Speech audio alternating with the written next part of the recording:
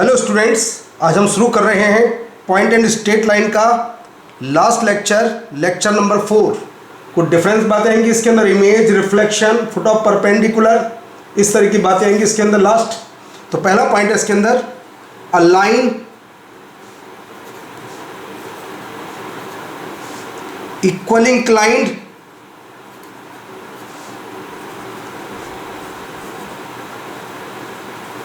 with two lines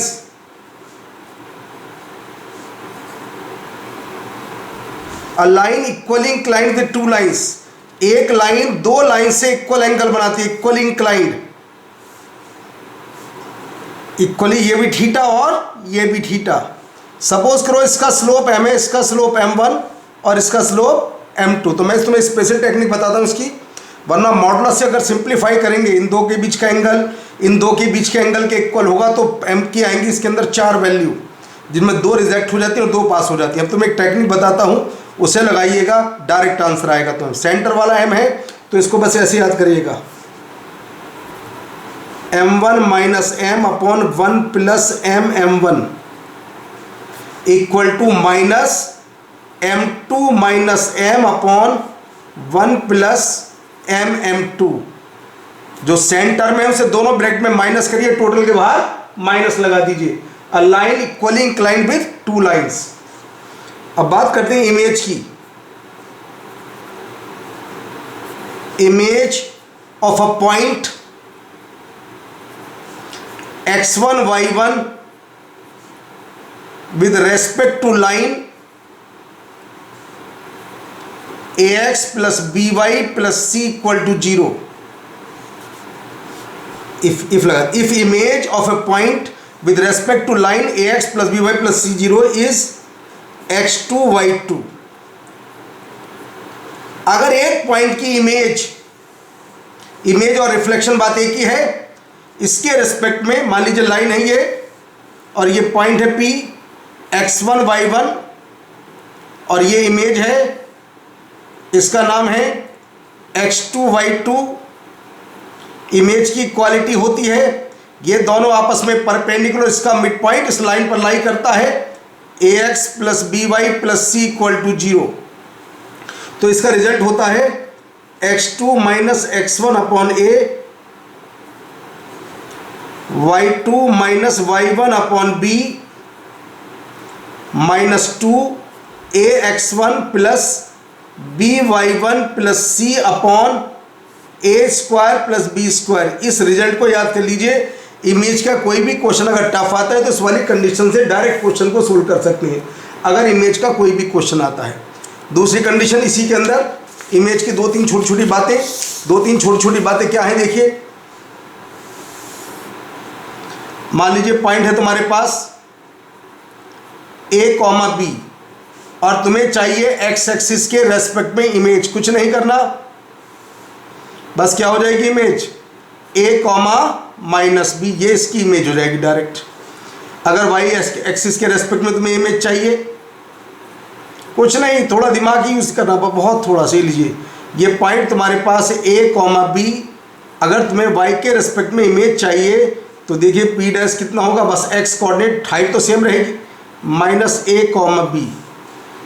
और अगर तुम्हें चाहिए, जो बहुत ज़्यादा कंपटीशन में आ चुका पहले भी, y इक्वल टू एक्स के रेस्पेक्ट में इमेज, तो कुछ नहीं, अल्फा बीटा की इमेज हो जाती है बीटा कॉमा अल्फा। याद कर लीजिए ये पॉइंट, या तुम्हें फॉर्मूला आता है उससे निकाल सकते हो। ये है जी इमेज की कंडीशन। अब मैं लिए चलता हूँ इसके अंदर फुट ऑफ परपेंडिकुलर। बहुत काम आता है सभी पोर्शन के अंदर। ये x1 y1 है और ये लाइन है ax plus by plus c equal to 0 और तुम्हें ये चाहिए फुट ऑफ परपेंडिकुलर। सपोज करो m है ये और इसके कोऑर्डिनेट है x2 y2। जैसे इमेज का पॉइंट था बिल्कुल ऐसे ही, बस 2 मत लगाना उसके अंदर। a y2 minus y1 upon b minus ax1 plus by1 plus c upon a square plus b square. ये है जी फुट ऑफ परपेंडिकुलर। इमेज में 2 था, यहाँ पर 2 नहीं होता, बस इतना फर्क होता है। ये था फोटो परपेंडिकुलर, ये थी इसकी इमेज। अब है रिफ्लेक्शन, एक मिरर है ये एक मिरर है,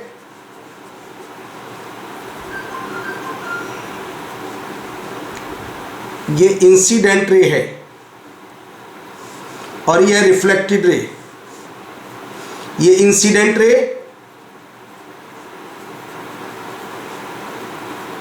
और ये है रिफ्लेक्टेड रे। तो बताइए नॉर्मल से ये इक्वल एंगल होता, फिजिक्स में ही पढ़ते हो, ये इसका नॉर्मल, ये ऑलवेज नॉर्मल से इक्वल एंगल बनाती है, ये थीटा तो ये भी थीटा। तो इसमें क्या करना है, इसको थोड़ा एक्सटेंड कर लेना पीछे बस। जब ये इससे टकराएगी पॉइंट आ जाएगा हमारे पास। अब इस यहां पर कोई पॉइंट एज्यूम कर लेना अपने मन की इच्छा से, या तो x को 0 या y को 0, किसी एक को 0 मान लेना जो तुम्हें अच्छा लगे। बस इस वाले पॉइंट की इसके रेस्पेक्ट में इमेज निकाल देना। फिर क्या करेंगे, 2 पॉइंट से पास लाइन का इक्वेशन तुम्हारा रिफ्लेक्टेड रे का इक्वेशन होगा। फिर समझ लीजिए, ये इंसिडेंट रे, ये रिफ्लेक्टेड रे, नॉर्मल से इक्वल एंगल बनाती है दोनों। ये तुम्हारा मिरर, इसका इक्वेशन तुम्हें देगा जरूर, कभी एक्सिस भी दे देता है, एक्स एक्सिस वाई एक्सिस भी। यहाँ पर इंसिडेंट रे पर अपने मन की इच्छा से या तो x को 0 या y को 0 का एज्यूम कर लीजिए।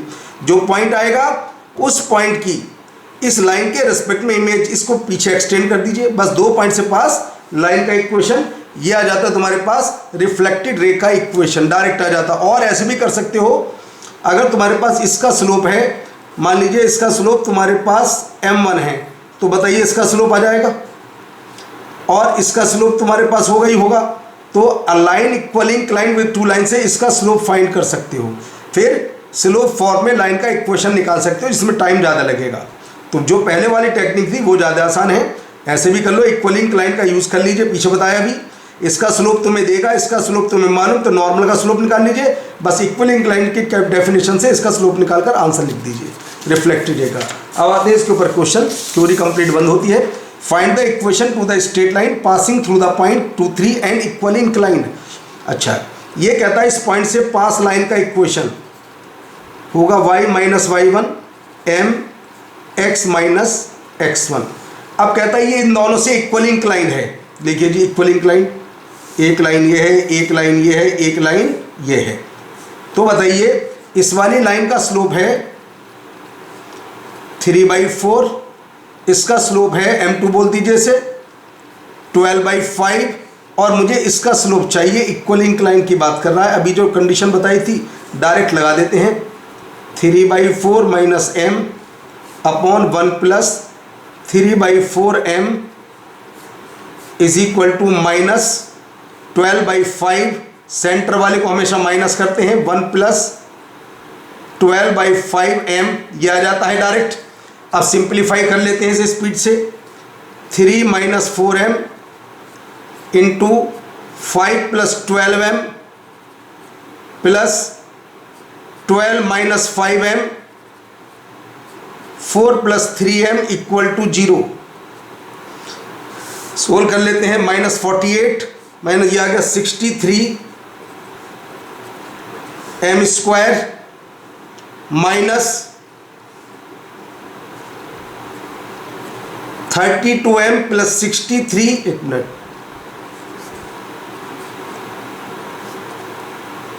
मल्टीप्लाई करना है,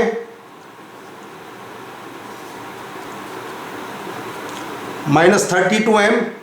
अब कांस्टेंट नंबर और देख लेते हैं, ये माइनस 63 इक्वल टू 0।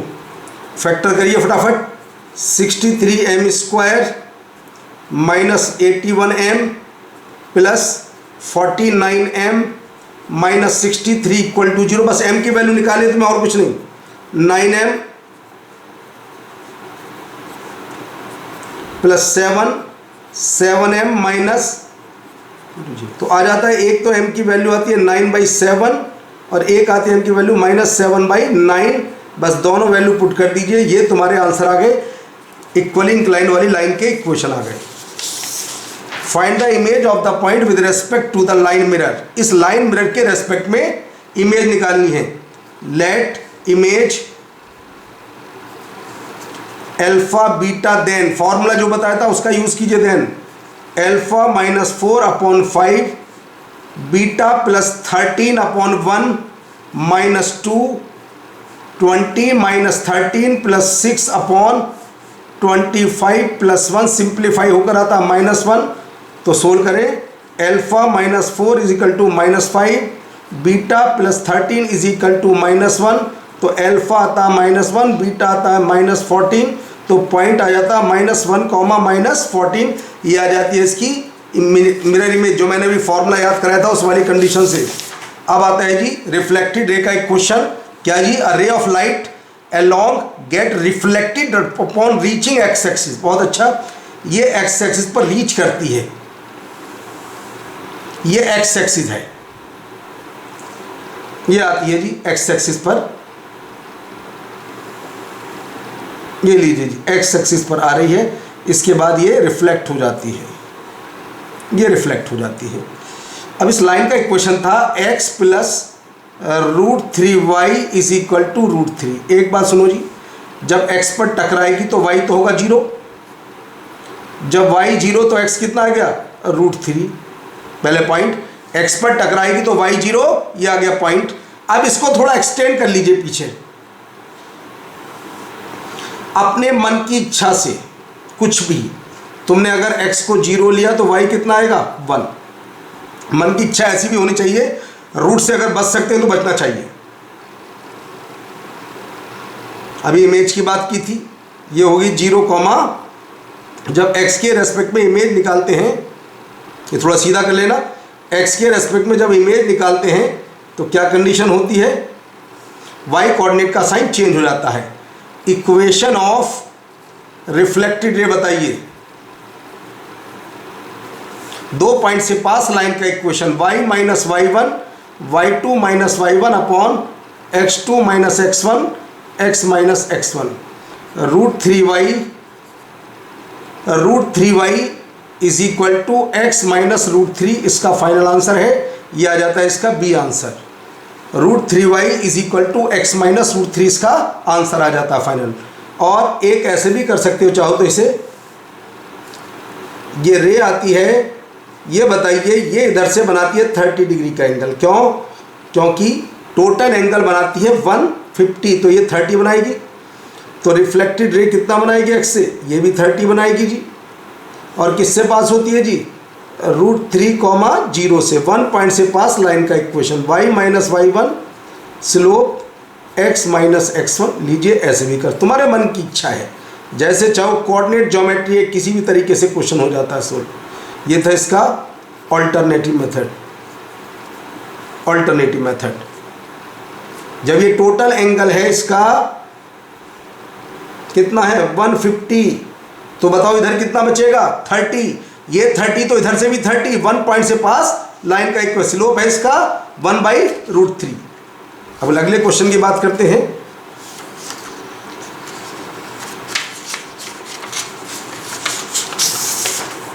ये कहता है, बहुत बढ़िया, locus of the image of the point in the line. बहुत टफ क्वेश्चन लगता है, मगर ये बताइए फैमिली ऑफ लाइन है या नहीं। ये है फैमिली ऑफ लाइन।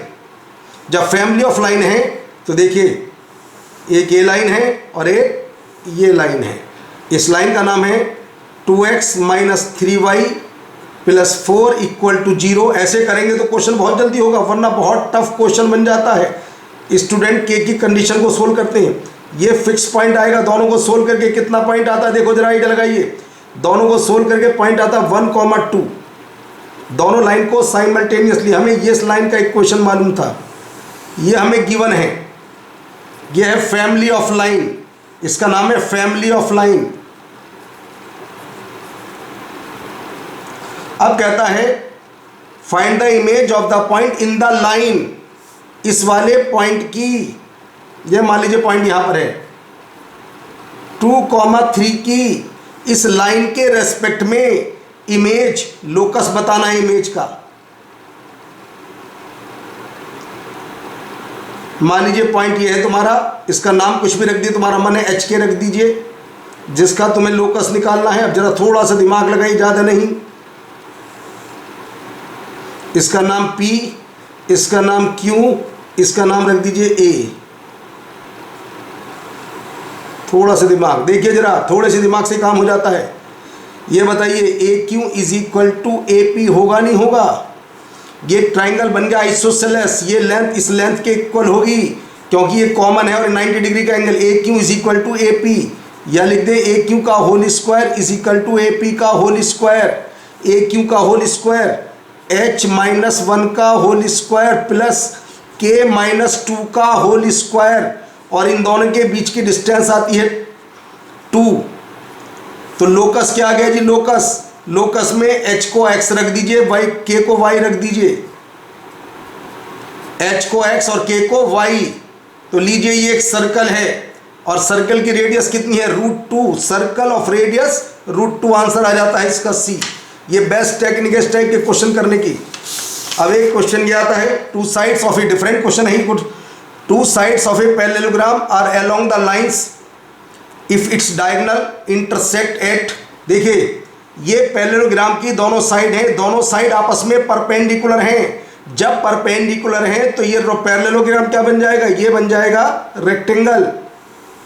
बना देते हैं रेक्टेंगल। ये लीजिए ये बन जाता है रेक्टेंगल ABCD। उसने कहा two sides of a parallelogram are along the lines. ये लीजिए एक साइड ये x plus Y is equal to 3। जरा देखिए दोनों के स्लोप का मल्टीप्लाई -1 है। x minus Y plus 3 equal to 0। दोनों के तो ये दोनों के बीच का एंगल 90 डिग्री आ गया। तो बताइए दोनों को सोल्व करके पॉइंट कितना आता है?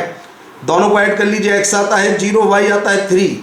दोनों को सोल्व करके पॉइंट आता है x0 y3। और साथ साथ एक कंडीशन और देता है जी,